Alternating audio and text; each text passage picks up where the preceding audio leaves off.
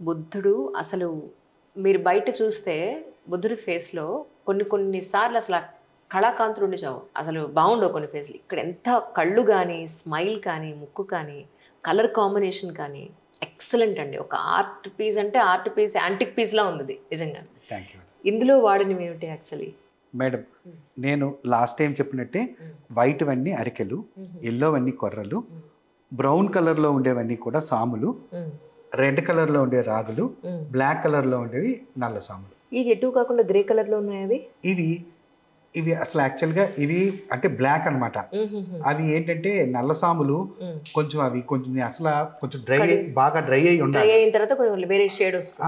అయితే అప్పుడు ఏమైంది, నాకు ఆ డ్రై అవ్వలేనివి నేను అంటించడం వల్ల అది ఆ కలర్ కొంచెం కెమికల్ పడగానే చేంజ్ అయింది. కానీ అది కూడా బాగుందండి. చాలా బాగుంది యాక్చువల్‌గా. మేడం అవునండి.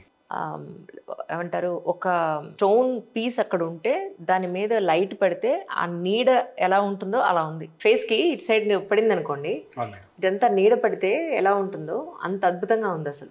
ఇది దూరం నుంచి చూసి చాలా మంది మిలెట్స్ కాదు ఇది అంటే మీడియా సోదరుల పేపర్లో బుద్ధ పౌర్ణమికి వేయడం జరిగింది.